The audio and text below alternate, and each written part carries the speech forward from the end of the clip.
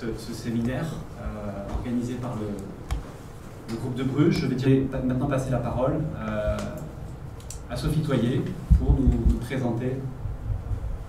Les 40 premières années, on a un petit peu un pilier 2 qui essaye de corriger les effets du pilier 1 et donc jamais ou très peu de coordination entre les deux. Juste pour le rappeler quand même aussi, la PAC c'est pas anecdotique dans l'orientation de l'agriculture européenne et de l'agriculture française en particulier parce que, faut pas l'oublier, le montant des aides fournies, des aides publiques, c'est quasiment en moyenne, par exemple en France, mais vous voyez que pour d'autres pays ça peut être beaucoup plus, 40% du revenu des agriculteurs français.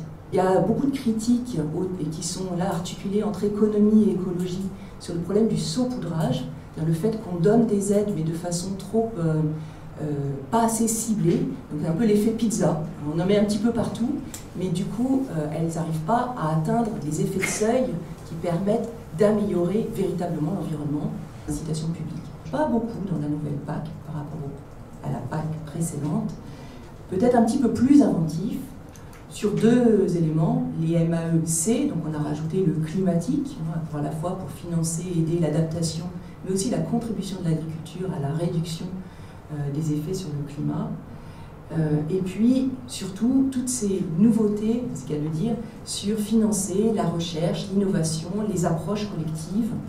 Sur l'innovation et approches collectives, eh bien c'est peut-être là le plus, c'est de ça dont on discutera le plus, que les nouvelles possibilités développées par la PAC, par exemple les mesures de coopération, peuvent prendre tout leur sens dans le projet agroécologique, celui des GI2E par exemple, et puis aussi toutes les mesures d'innovation. Et donc, ce qui va être intéressant, c'est de regarder comment on va pouvoir mobiliser, par exemple, les aides sur l'innovation, les partenariats européens d'innovation, dans le projet agroécologique français. Une ferme assez classique, voilà, un peu de maïs, un peu d'herbe et puis un peu de céréales. J'avais l'instinct que je voulais, par goût, faire pâturer les vaches. Mais voilà, ça paraît assez simple, mais c'est pas facile. C'est que, un peu comme tu disais, Luc, c'est qu'on a des bio et des conventionnels, parce qu'au fur et à mesure, il y a eu des conversions, mais ils n'ont pas pour autant quitté le groupe. Et alors ça, c'est très riche. Et c'est très riche parce que on se rend compte que le bio, c'est pas une fin en soi, ça peut être une étape ou pas, ça dépend, mais ça met pas de frontières.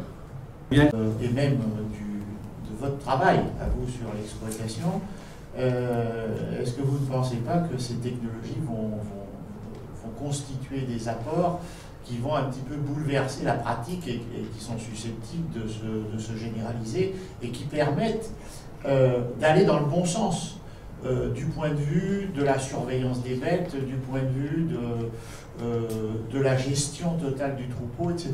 Enfin, voilà, moi ça m'impressionne beaucoup, ce genre de nouvelles technologies. Les instruments économiques qui aussi vont répondre aux besoins psychologiques des individus et des groupes. Et qu'en fait, quand on fait évoluer le design des politiques, des instruments de politique publique, ça peut être la manière dont on va dénommer une taxe, dénommer est-ce qu'on dit un paiement, une rémunération, une compensation. Finalement, c'est la même chose au bout du compte, mais c'est pas tout à fait, ça n'a pas tout à fait le même impact. Sur le bois énergie en démarche multipartenariale à travers les SIC, les sociétés coopératives d'intérêt collectif, où les CUMA sont des acteurs importants dans des démarches territoriales.